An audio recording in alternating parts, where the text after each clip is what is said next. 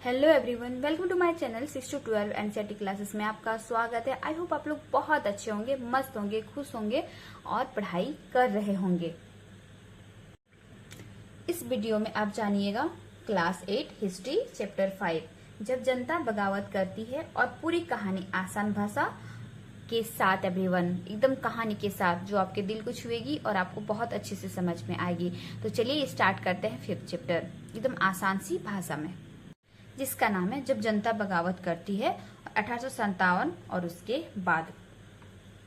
सबसे पहले थोड़ा सा हम लोग इसके बारे में जान लेते हैं, समझ लेते हैं, उसके बाद हम लोग इसमें कहानी स्टार्ट करते हैं। ठीक है, जैसे 1857 की आप लोगों ने देखा, 1857 की क्रांति सबने सुना होगा और 1857 से एवरीवन बहुत सारे क्वेश्चन बनते हैं एग्जाम में और बहुत अच्छे से बनते हैं। तो प्लीज 1857 का क्रांति को थोड़ा सा ध्यान से पढ़िएगा और ध्यान से सुनिएगा। ठीक है, जैसे कि 1857 की क्रांति एक भारतीय इतिहास की सबसे पहली संगठित बगावत थी। ठीक है, सबसे पहली बगावत थी जिसमें सैनिक, किसान, नवाब और राजा सभी शामिल थे। क्यों हुई ये बगावत, कौन थे इसके नायक और इसके बाद भारत में क्या बदला, यही सब के बारे में हम लोग एनसीईआरटी में पढ़ेंगे। बंदूकें उठाई, किसानों ने तलवारें चलाई, राजा भी मैदान में कूद पड़े। ये सिर्फ एक बगावत नहीं थी, ये था आजादी का पहला पिगोल। और ये विद्रोह अचानक नहीं हुई थी एवरीवन। ठीक है, कोई भी चीज स्टार्ट होने से पहले या कोई भी चीज, या आप ज्वालामुखी देखते होंगे, ज्वालामुखी फूटने से पहले उसमें बहुत सारे चीज दब के रहती है। ठीक है, वो अचानक कोई चीज बाहर नहीं आती है। वैसे ही विद्रोह ये अचानक नहीं हुई थी, इसके पीछे थी लोगों की सालों की पीड़ा, जमींदारी प्रथा, भारी टैक्स, सैनिकों की नाराजगी और अंग्रेजों की दमनकारी नीतियां। इनकी अंग्रेजों की दमनकारी नीतियों से इतने परेशान हो गए थे सब कि उनका सब्र नहीं रहा और ये संघर्ष का कारण बना, जो कि फर्स्ट था। और ये 1857 की चिंगारी बहुत दूर तक फैली।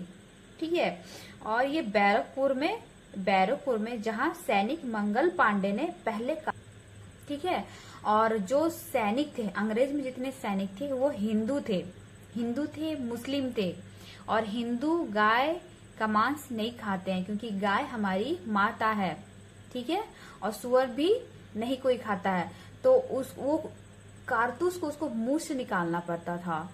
ठीक है, तो जिसके वजह से उसका धर्म भ्रष्ट होता था और इस सबसे पहले मंगल पांडे ने इसका विरोध किया था और ये बहुत ऊपर तक गया, और जिसमें झांसी की रानी भी इसमें शामिल हुई थी। तो इसी के बारे में हम लोग पढ़ेंगे पूरा विस्तार से एनसीईआरटी में कि क्या दिया हुआ है, क्या नहीं दिया हुआ है, ताकि एक टॉपिक भी ऐसा ना छूटे कि एग्जाम में हम लोग को समझ में ना आए। एनसीईआरटी पूरी तरह से रटना है, पूरी तरह से दिमाग में बैठाना है, ताकि एग्जाम में अगर 1857 का क्रांति के बारे में कुछ भी पूछता है तो हम लोग बेझिझक आराम से निकाल सकते हैं। ठीक है, तो चलिए एवरीवन, लाइक और सब्सक्राइब कर दीजिएगा और जो बेल आइकन है उसको प्लीज प्रेस कर दीजिएगा, जिससे नोटिफिकेशन आप लोग के पास जल्दी पहुंच जाए, जब मैं डालू वीडियो आप लोग के पास पहुंच जाए। ठीक है, तो चलिए एवरीवन, थोड़ा विस्तार से अभी स्टार्ट करते हैं, थोड़ा समझते हैं इसको। ठीक है,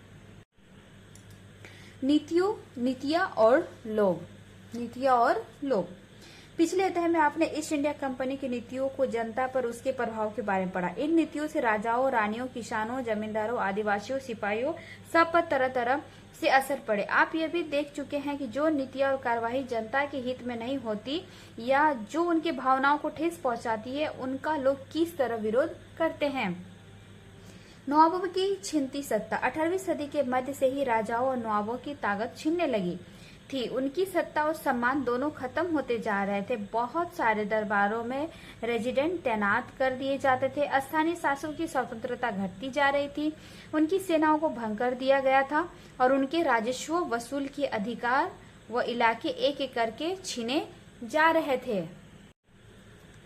बहुत सारे स्थानीय शासकों ने अपने हित की रक्षा के लिए कंपनी के साथ बातचीत भी की। उदाहरण के लिए झांसी की रानी लक्ष्मीबाई चाहती थी कि कंपनी उनके पति की मृत्यु के बाद उनके गोद लिए हुए बेटे को राजा मान ले।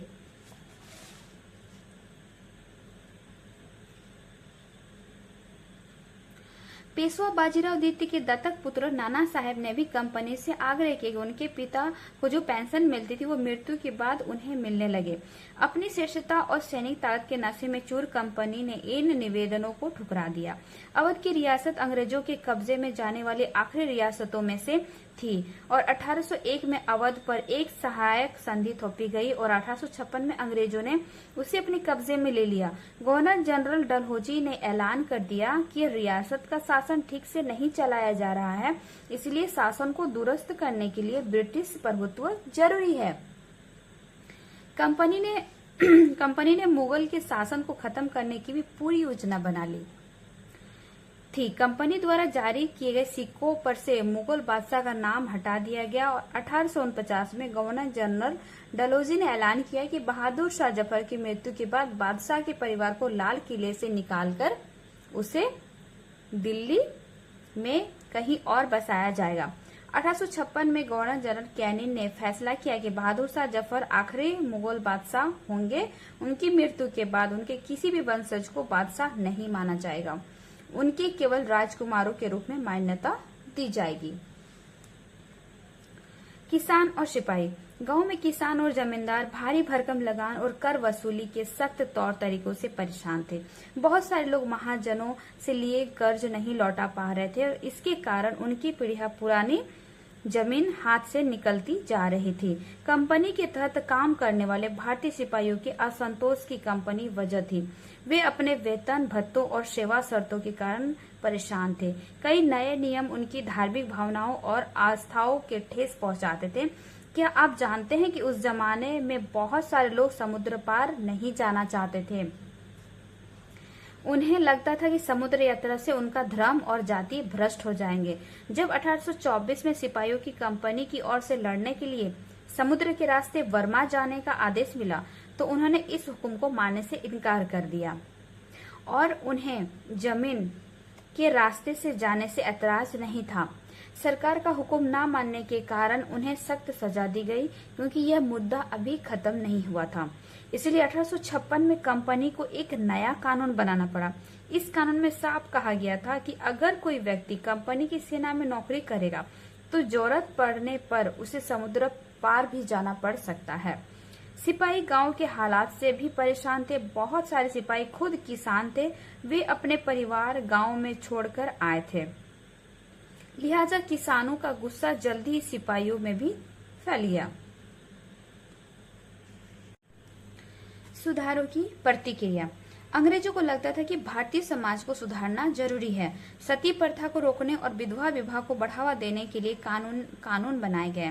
अंग्रेजी भाषा की शिक्षा को जमकर प्रोत्साहन दिया गया और 1830 के बाद कंपनी ने ईसाई मिशनरियों को खुलकर काम करने और यहाँ तक कि जमीन व संपत्ति जुटाने की भी छूट दे दी और 1850 में एक नया कानून बनाया गया जिससे ईसाई धर्म को अपनाना और आसान हो गया।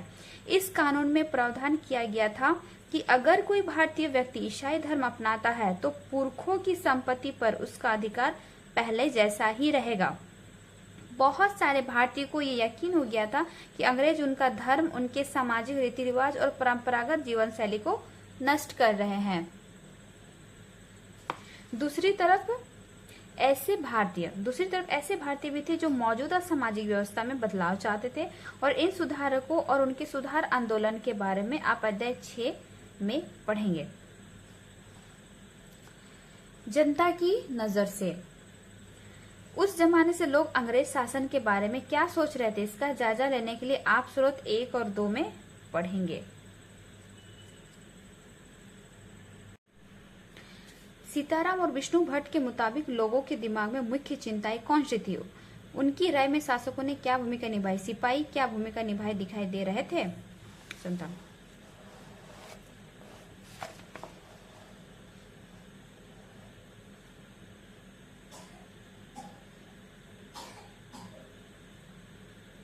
अब हम पढ़ेंगे सैनिक विद्रोह जन विद्रोह बन गया। सैनिक विद्रोह जन विद्रोह बन गया। यद्यपि शासक और प्रजा के बीच संघर्ष कोई अनोखी बात नहीं होती, लेकिन कभी कभी ये संघर्ष इतने फैल जाते हैं कि राज्य की सत्ता छिन्न भिन्न हो जाती है। बहुत सारे लोग मानने लगे कि उनका सबका शत्रु एक है, इसलिए वे सभी कुछ करना चाहते हैं। इस तरह की स्थिति में हालात अपने हाथ में लेने के लिए लोगों को संगठित होना पड़ता है। उन्हें संचार, पहलकदमी और आत्मविश्वास का परिचय देना होता है। भारत की उत्तरी भागों में 1857 में ऐसी स्थिति पैदा हो गई थी। फतह और शासन के 100 साल बाद ईस्ट इंडिया कंपनी की एक भारी विद्रोह से जूझना पड़ रहा था। मई 1857 में शुरू हुई इस बगावत ने भारत में कंपनी का अस्तित्व ही खतरे में डाल दिया था। मेरठ से शुरू करके सिपाहियों ने कई जगह बगावत की और समाज के विभिन्न तबकों के असंख्य लोग विद्रोही तेवरों के साथ उठ खड़े हुए।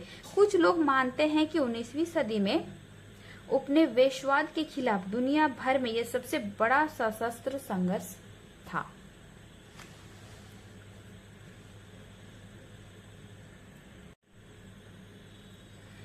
दिल्ली, मेरठ से दिल्ली तक 8 अप्रैल 1857 की युवा सिपाही मंगल पांडे को बैरकपुर में अपने अफसरों पर हमला करने के आरोप में फांसी पर लटका दिया गया।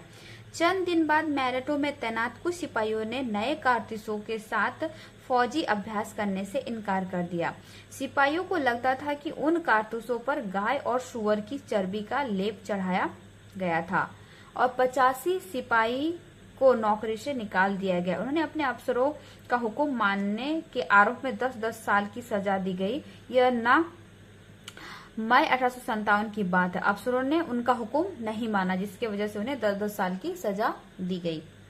मेरठ में तैनात दूसरे भारतीय सिपाहियों की प्रतिक्रिया बहुत जबरदस्त रही। 10 मई को सिपाहियों ने मेरठ की जेल पर धावा बोलकर वहां बंद सिपाहियों को आजाद करा लिया और उन्होंने अंग्रेज अफसरों पर हमला करके उन्हें मार गिराया।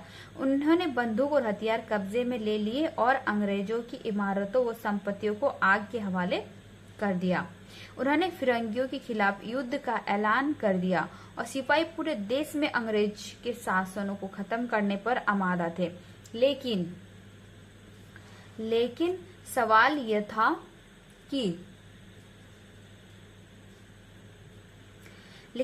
यह था कि अंग्रेजों के जाने के बाद देश का शासन कौन चलाएगा। सिपाहियों ने इसका भी जवाब ढूंढ लिया था। वे मुगल सम्राट बहादुर शाह जफर को देश का शासन सौंपना चाहते थे। मेरठ के कुछ सिपाहियों की एक टोली 10 मई रात को घोड़ों पर सवार होकर मुंह अंधेरे की दिल्ली पहुंच गई। जैसे ही उनके आने की खबर मिली, दिल्ली में तैनात टुकड़ियों ने भी बगावत कर दी। यहाँ भी अंग्रेज अफसर मारे गए। देसी सिपाहियों ने हथियार व गोला बारूद कब्जे में ले लिया और इमारतों को आग लगा दी। विजयी सिपाही लाल किले की दीवारों के आसपास जमा हो गए और वे बादशाह से मिलना चाहते थे और बादशाह अंग्रेजों के भारी ताकत से दो हाथ करने को तैयार नहीं थे, लेकिन सिपाही भी अड़े रहे। आखिरकार वे जबरन महल में घुस गए और उन्होंने बहादुर शाह जफर को अपना नेता घोषित कर दिया। बूढ़े बादशाह को सिपाहियों की यह मांग माननी पड़ी। उन्होंने देश भर के मुखियाओं और शासकों को चिट्ठी लिखकर अंग्रेजों से लड़ने के लिए भारतीय राज्य का एक संघ बनाने का आह्वान किया। बहादुर शाह के इस एकमात्र कदम के गहरे परिणाम सामने आए और अंग्रेज से पहले देश के एक बहुत बड़े हिस्से पर मुगल साम्राज्य का ही शासन था। ज्यादातर छोटे शासक और रजवाड़े मुगल बादशाह के नाम पर ही अपने इलाके का शासन चलाते थे और ब्रिटिश शासन के विस्तार से भयभीत ऐसे बहुत सारे शासकों को लगता था कि अगर मुगल बादशाह दोबारा शासन स्थापित कर ले तो वे मुगल आधिपत्य में दोबारा अपने इलाकों का शासन बेफिक्र होकर चलाने लगेंगे। अंग्रेजों को इन घटनाओं की उम्मीद नहीं थी। उन्हें लगता था कि कारतूसों के मुद्दे पर पैदा हुई उथल पुथल कुछ समय में शांत हो जाएगी, लेकिन जब बहादुर शाह जफर ने बगावत को अपना समर्थन दे दिया तो स्थिति रातों रात बदल गई। अक्सर ऐसा होता है कि जब लोगों को कोई रास्ता दिखाई देने लगता है तो उनका उत्साह और साहस बढ़ जाता है। उनसे उन्हें आगे बढ़ने की हिम्मत और उम्मीद और आत्मविश्वास भी मिलती है। और एवरीवन फर्स्ट पार्ट यहीं तक रहने देते हैं। थोड़ा लॉन्ग है, थोड़ा आराम से पढ़ते हैं, थोड़ा ध्यान से पढ़ते हैं कि ताकि जो पढ़े हम लोग के दिमाग में बैठ जाए। अगर आपको ये वीडियो पसंद आया हो तो प्लीज लाइक एंड सब्सक्राइब जरूर कर दीजिएगा। मिलते हैं अगले पार्ट में, ठीक है, इतिहास के आसान भाषा में समझने के लिए। ठीक है एवरीवन, बाय बाय।